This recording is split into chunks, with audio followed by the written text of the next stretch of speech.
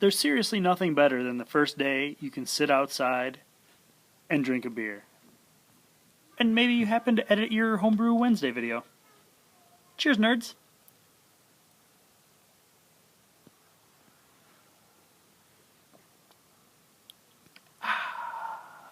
Hello, spring.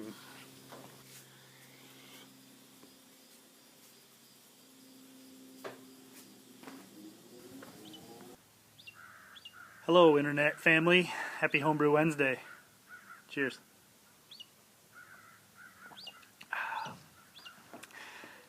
That's the coconut stout. It's tasting good. Young, angry, but I'll let this one sit long enough to kind of come into its own. As you can see, we are in the great outdoors today, which for Wisconsin is saying something. I don't know, it's almost 60 degrees here today. It's gorgeous.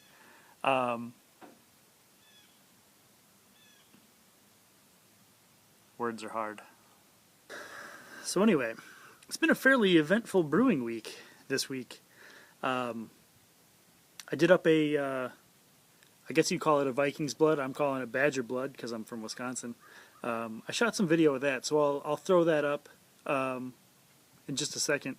Also over the weekend, Brock and I did a double brew day, kind of a funny double brew day. Did a black IPA and a pale English mild. And they're both Northern Brewer kits, so I just ordered Northern Brewer kits. It's the first time I've done that in a long time. Ordered the all grain kits, so they were all, a bag of grains for each one. Somehow the black IPA is far, far more pale than the pale English mild. So somewhere along the way at Northern Brewer, they dropped the dark grain from the black IPA into the pale mild bag. So whatever, it'll make good beer. They're both kicking away in the fermentation fridge, so kind of curious to see what they come out as. Not being exactly what they claim to be. But anyway, this Viking's blood, Badger blood.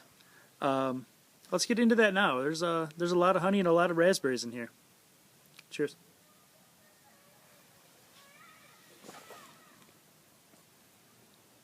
Signs of spring, fighting children. 5 pounds of local honey, 2 1-gallon carboys. I'm going to mess with some melomel today. After doing a 1 gallon as just a proof of concept to make sure I didn't screw this all up, I'll actually go step by step sort of, and so at least I can remember how I did this. If it turns out well, then maybe I'll want to make it again. So here we go.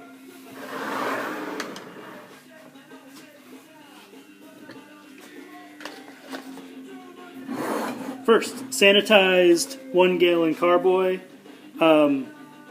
This is basically 2.5 pounds of honey. I just split this between the 2 carboys.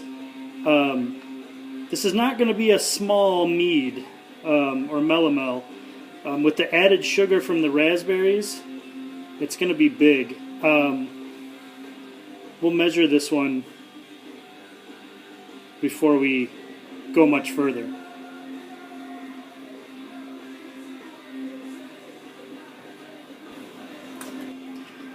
Okay, so I poured my honey, put a little hot water, not super hot, warm water, and I'm just going to basically shake this to get the honey mixed so it's not just all clumped on the bottom.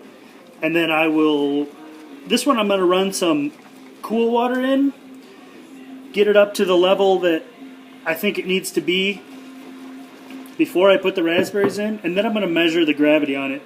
I put the raspberries in first and then measured the gravity on this other one, and it basically pegged my refractometer. So maybe that's accurate. I'm not sure.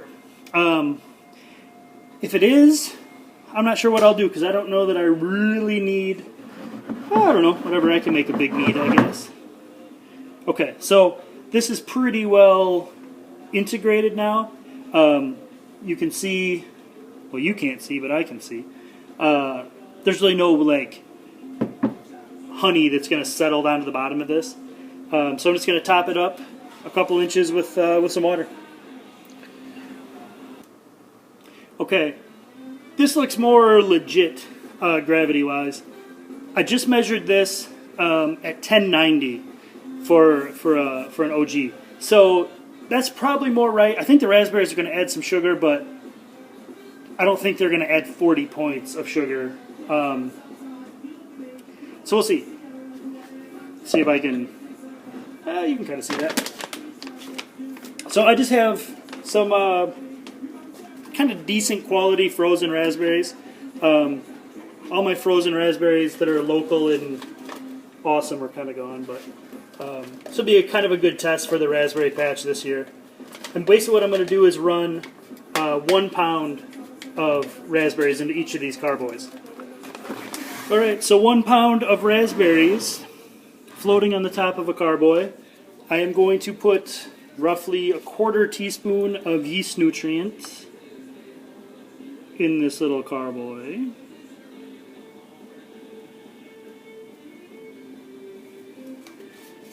And then I'll come back and put probably another 1/4 teaspoon in like maybe 24, 36 hours after fermentation kind of kicks off, because the internet told me to. So I'm just going to shake this up to get it all incorporated, and it looks cool. The color is pretty awesome. I don't know how much the color comes through, but it looks sort of brown on the iPad screen, but in real life it looks pretty blood red, which I'm sure some of it will ferment out. This might get more raspberries after primary fermentation, we'll see. Kind of playing it all by ear, so let's leave it at that. Okay, so here's our three little pigs. The outside 2 of the gallons are, I'm figuring an OG of like 1100. 1090 is just with the honey. I don't really know how much the raspberries are going to add, so if anybody's got any genius ideas of how to figure that out, I haven't messed a lot with fruit. This airlock wants to pop out all the time, son of a bitch. So I don't know, maybe like Dan ABA, if you're out there, I think you're a fruit nerd, so if you know how to figure the sugar from fruit, that'd be cool. And this middle one, I just had a little bit of overflow from this jug, so I basically made like a Melomel Light. So the OG of this is like 1050 plus like 5 ounces of raspberries. So 1050, 1055 probably. So that's what I'm going to figure them at anyway. Honestly, it doesn't matter in the long run. So that's them. I'm going to pitch. I'm going to just rehydrate some yeast, some champagne yeast, the EC 1118, and pitch it. See what happens. So that's the Badger Blood. I'm really curious to see if that's a quick drinker or if that's a kind of let it sit 6 months in the bottle or so before it really comes into its own. It's really fermenting away like crazy right now, so I think it's going to turn out. Should turn out well. I mean, everything looks healthy so far. I'm going to give it another addition of yeast nutrient today, so that'll be 2 days in. It'll get the yeast nutrient, so I think that should be good. Actually have grain in the basement for 10 more gallons of beer, and I really don't have a place to put beer, so looks like I got work to do. The best kind of work. Happy Homebrew Wednesday, kids. Yondu. Cheers.